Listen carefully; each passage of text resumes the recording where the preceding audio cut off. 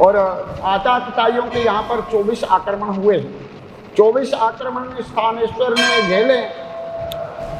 22 मुगलों के आक्रमण यहाँ बताए गए हैं। और 1000 लगभग 18 वर्ष पहले मोहम्मद गजनी ने भी यहाँ पर आक्रमण किया और एक नटराज की मूर्ति।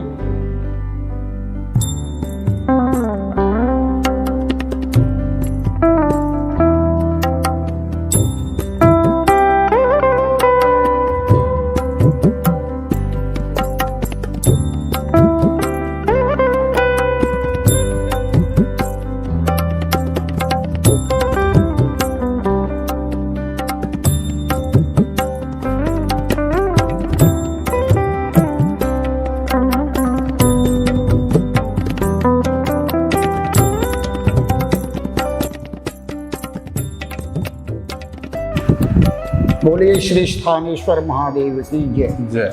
आज हम श्री स्थानेश्वर महादेव मंदिर धर्म क्षेत्र कुरुक्षेत्र में बैठे हैं। स्थानेश्वर के नाम से ही शहर का नाम थानेश्वर है और कालांतर में इसी शहर का नाम कुरुक्षेत्र हो जाता है। कुरुक्षेत्र बहुत बड़े एरिया का क्षेत्रफल का नाम है, 48 कोस का। तो ये जो स्थाणु हैं, स्थाणु यम अचलो सनातन है। भगवान कृष्ण ने गीता में भी ऐसे शब्दों का प्रयोग किया है कि स्थाणु यम अचलो सनातन, बहुत पुराने हैं। अचल मैंने निर्विकार तो है ही, कहीं जाते नहीं है, हमेशा यहाँ स्थायी रूप से निवास करते हैं, इसलिए इनका नाम स्थाणु है। और सनातन मैंने सबसे पुराने हैं। धरती पर स्थाणु शिवलिंग से पहले, शिवलिंग का नाम स्थाणु है, इनसे पहले कोई शिवलिंग स्थापन नहीं था। सर्वप्रथम इनको आदिलिंग भी कहा है। सर्वप्रथम ब्रह्मा जी ने जब मनुष्य का गर्भ से जन्म नहीं हुआ था तो इनकी स्थापना की है। उन्हीं के बाद गर्भ से शिशु की उत्पत्ति होनी शुरू हुई है। तो मनुष्य को जो इतिहास है इनकी स्थापना के बाद है। इनको धरती का पहला शिवलिंग कहा है। इनकी स्थापना ब्रह्मा जी ने की है। शंकर जी भी साथ में आए, भगवान विष्णु जी साथ में आए, सभी देवता यहाँ पर साथ में आए और ऋषि मुनि भी साथ में आए थे। क्योंकि ऋषियों की उत्पत्ति ब्रह्मा जी ने मानसिक की है, मन से जो विचार किया तो 10 महर्षि उत्पन्न हुए। उनकी सृष्टि ने आगे विस्तार नहीं किया क्योंकि वो विरक्त भाव को प्राप्त हुए और तपस्या करने चले गए। तो ब्रह्मा जी ने मैथुन कर्म से जो सृष्टि बढ़ाई है, स्थाणु शिवलिंग की स्थापना के बाद मनु शत्रुपा अपने शरीर के 2 भाग के, दाएं भाग का भाग मनु बाएं से शत्रुपा, और उन्हीं से जो मैथुन कर्म से जो सृष्टि चलती है, जो मनुष्य गर्भ से उत्पन्न हुआ, इनकी स्थापना के बाद होता है। तो ऐसे इन स्थानों भगवान के पास हम विराजमान हैं। ज्योतिर्लिंग इनके बाद की बात है। सर्वप्रथम ब्रह्मा और विष्णु जब सृष्टि में कोई अन्य दिखाई नहीं देता था, एक दूसरे को देखा ब्रह्मा और विष्णु ने जल के मध्य में। तो दोनों में एक विवाद और संवाद हो गया कि मैं बड़ा, ब्रह्मा जी कहते मैं बड़ा और विष्णु जी कहते मैं बड़ा। अभी इनके विवाद को सुलझाए कौन? तो शंकर जी उनके मध्य में एक ज्योतिर्स्तंभ के रूप में प्रकट हो गए। वह ज्योतिर्स्तंभ इतना विस्तृत था कि ब्रह्मा जी लगभग हजारों साल ऊपर की ओर जाते रहे होंगे और विष्णु जी नीचे की ओर, लेकिन उनका कोई और छोर का पता नहीं चला। तो अंत में उन्होंने हार मानकर जब जहाँ से चले थे वहीं पर आ गए। तो शंकर जी उनके मध्य में फिर प्रकट हुए असली रूप में, साकार रूप में आए, जो निराकार ज्योतिर्स्तंभ थे। तो उन्होंने कहा मैं ही ज्येष्ठ हूँ और मैं ही श्रेष्ठ हूँ, बड़ा भी मैं हूँ और सबसे श्रेष्ठ भी मैं ही हूँ। तो वह अदृश्य हो गए। उनके बाद वो तो दर्शन दिए, उनके बाद जो स्थापना होती है शिवलिंग की, शिवलिंग का जो पूजन होता है वह स्थाणु शिवलिंग से प्रारंभ होता है। रुद्राभिषेक जो होता है वह स्थाणु शिवलिंग से सर्वप्रथम ब्रह्मा जी ने सभी देवताओं के साथ मिलकर इनकी पूजा की। स्थाणु लिंग की परिक्रमा करने का फल पृथ्वी की समुद्र सहित परिक्रमा करने के फल के बराबर है। संभवतः गणेश जी ने जब पूरी पृथ्वी की परिक्रमा करने को कहा गया तो माता पिता को यहीं बिठाकर और उन्हीं की परिक्रमा की, तो पूरी पृथ्वी की परिक्रमा के बराबर उनको फल की प्राप्ति हुई। क्योंकि भगवान शंकर पहले यहीं रहते थे और आज भी एक रूप में हमेशा यहाँ विराजमान रहते हैं। वामन पुराण में इनका वर्णन आया है बहुत सारा,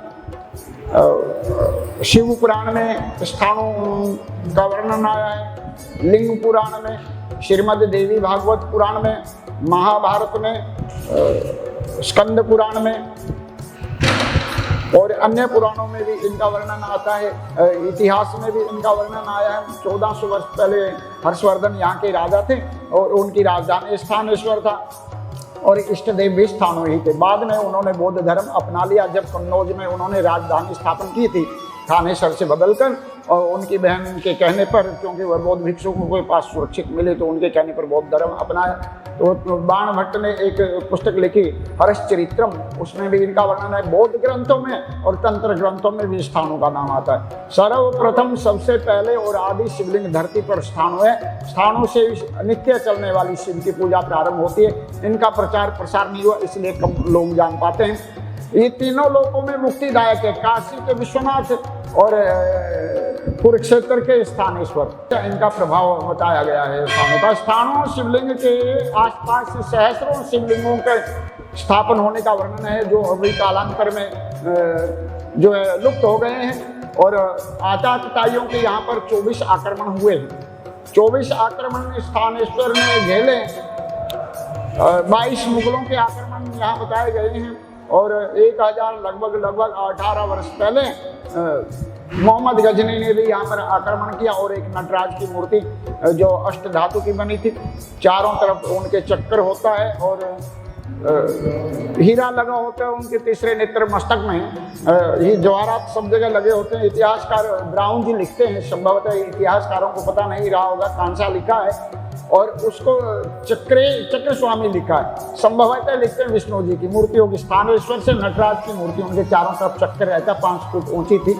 तो यह यहाँ से मोहम्मद गजनी के द्वारा सोमनाथ ले जाई गई, सोमनाथ के धन के साथ उसको गजनी ले जाया गया। ऐसे 22-24 आक्रमण भी स्थानेश्वर ने झेले। कालांतर में रावण से भी पहले बालखिले मुनि जी यहाँ पर दर्शन करने आए। मार्कंडे जी ने यहीं पर आकर सरोवर के किनारे ध्यान लगाया और पूजन किया। खरदूषण का भी वर्णन आया है, यहाँ पर आए हैं। 5158 वर्ष के लगभग पहले पांडवों के सहित भगवान कृष्ण ने यहाँ आकर पूजन किया है। एक मूर्ति लगी है पांडवों सहित भगवान कृष्ण स्थानों शिवलिंग का पूजन करते हुए। तो ये किया। पाशुपत नाम का अस्त्र भगवान ने यहाँ पर प्रदान किया है अर्जुन को। परशुराम जी को धनुर्विद्या स्थानों भगवान ने यहीं पर सिखाई है। और महाभारत युद्ध में अश्वत्थामा को भी एक तलवार भेंट की जब वह पांडव शिविर में प्रवेश करने जा रहे थे कि मैंने तुम्हारी परीक्षा ली, तुम सफल हुए और इन सब का काल समाप्त हो गया, यही काम तुम कर सकते हो। तो एक तलवार देकर पांडव शिविर में भेजा।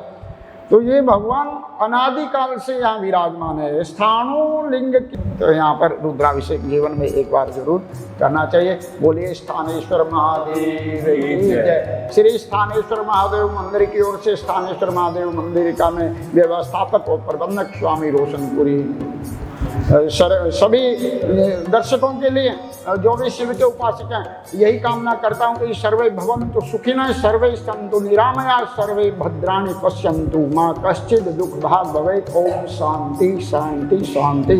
सुशांतिर्भवतु। बोलिए स्थानेश्वर महादेव की जय।